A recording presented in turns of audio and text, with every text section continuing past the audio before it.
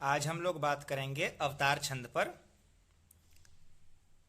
अवतार छंद उन लोगों को बहुत आसान लगेगा जो दोहा छंद पर अपना अभ्यास पूरा कर चुके हैं। मैंने पहले भी बताया है कि अगर आप किसी भी एक छंद को अच्छी तरह समझ जाएं, बाकी किसी भी छंद को समझना आपके लिए कठिन नहीं होगा। ठीक वही बात इस छंद के साथ भी है, अवतार छंद के साथ। अगर आप लोगों ने जिन लोगों ने दोहा छंद को अच्छी तरह समझ लिया है और लिख रहे हैं, उनके लिए अवतार छंद बहुत आसान है। इस छंद की लय बहुत अच्छी है। इसको आप पाठ जब करेंगे आपको खुद लगेगा कि कितना कर्ण प्रिय इसकी जो लय है कितनी कर्ण प्रिय होती है।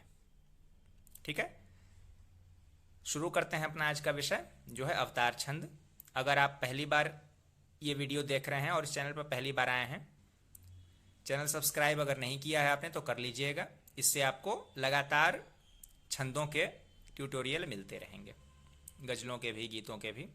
सब पर मेरा प्रयास रहता है कि मैं आपको सरल से सरल भाषा में समझाऊं कि लेखन की विविध विधाओं पर आप अभ्यास कैसे कर सकते हैं। अवतार छंद जो है 4 पदों वाला छंद तो खैर है ही।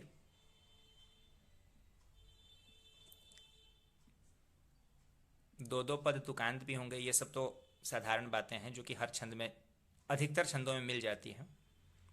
2 पद तुकांत हो जाएंगे।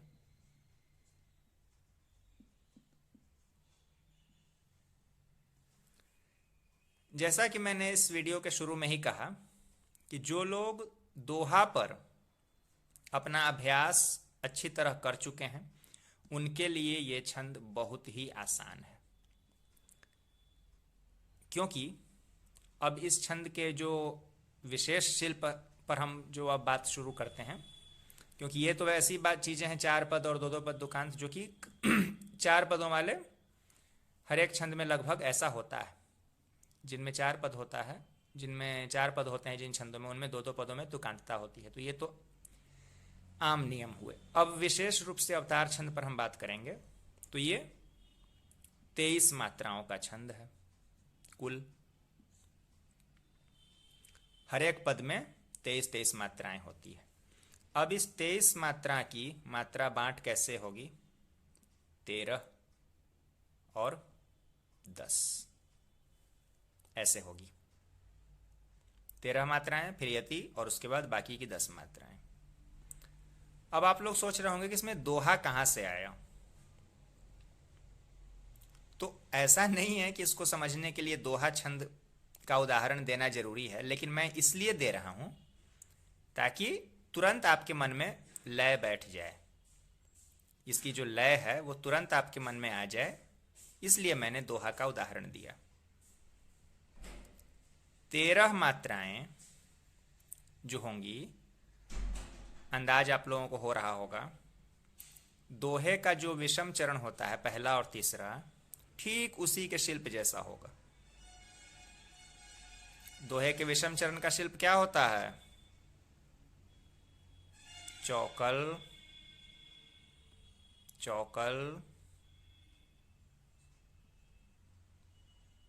गुरु, या 2 लघु, लघु, गुरु, या फिर 2 लघु, यही होता है ना। दोहे के विषम चरणों का, दोहे के जो विषम चरण होते हैं उनका शिल्प यही है। आप इसको अष्टकल कह लीजिए, या 2 चौकल कह लीजिए, या 4 द्विकल कह लीजिए, जो कहिए।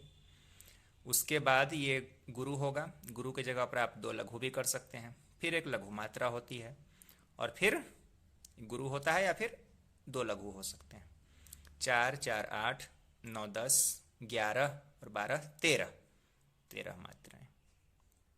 यही हो गई इस 13 मात्राओं का शिल्प।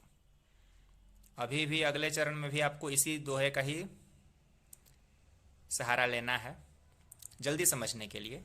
जो समझ सकते हैं उनको तो सीधे पता लग जाएगा पढ़ के ही छंद को। अब इसके 10 मात्राओं वाले चरण की हम बात करते हैं। फिर से दोहा आ गया, चौकल चौकल प्लस द्विकल। अब आप सोच रहे हो कि ये भी आएगा ये भी आएगा, तो ये 1 और 2 यहाँ पर नहीं आएगा, सिर्फ इतने पर ही ये रुक जाएगा, क्योंकि 10 ही मात्राएं लानी है ना। तो मैंने दोहे के उदाहरण से इसलिए समझाया ताकि आपको तुरंत इसमें समझ में आ जाए। चौकल चौकल और द्विकल, इसमें जो ये त्रिकल आ रहा है लघु और गुरु, वो यहाँ नहीं लाना है, पूरा शिल्प यही चलेगा। अब इस चौकल चौकल को आप चाहें तो इस चौकल को 2 गुरु ले लें, इसको भी 2 गुरु ले लें, मात्रिक छंद है। तो इस तरह से चलता है। लेकिन एक बात का और ध्यान रखिएगा, यहां पद के अंत के लिए, कि जो पदांत होता है वो इस क्रम में अगर आ जाए तो ज्यादा सुंदर लगेगा। इसको कर्ण मधुर माना जाता है, जो कि कानों को सुनने में अच्छा लगे। यहां पर अभी उदाहरण दूंगा तो समझ में आ जाएगा कि ये पद के अंत में 2 1 2 या रगण कैसे आएगा। तो इसको लिखने का जो मूल तरीका है वो यही है। आशा है इतना तो समझ में आ ही गया होगा। अब हम उदाहरण छंद देख सकते हैं। चलिए देखते हैं उदाहरण छंद। अब देखिए इसका उदाहरण छंद। रह रह तुम्हें पुकारता कह के सखे सखे, लिखता निबंध प्रेम के दिल में रखे रखे। रह रह तुम्हें पुकारता कह के सखे सखे, लिखता निबंध प्रेम के दिल में रखे रखे। तुमसे अनेक आश्रय कहता यदा कदा, है धन्य नैन वाटिका तुम जो बसे सदा। लय देख रहे हैं आप लोग, कितनी बढ़िया लय इसकी होती है। चारों पद मैंने इस छंद के लिखे हैं, 2 पदों में तुकांतता हुई है। इसके जो विषम चरण हैं, यानी यति से इस साइड वाले विषम चरणों में आप स्पष्ट रूप से दोहे के विषम चरणों का शिल्प देख सकते हैं। रह रह तुम्हें पुकारता, रह रह मिलकर 4, तुम्हें त्रिकल 4 और 3 7, 1 8 9 10 11 और 12 13, इस तरह से 13 मात्राएं। बाकी पदों में आप खुद गिन कर देखिए। अब देखते हैं इसके सम चरणों को।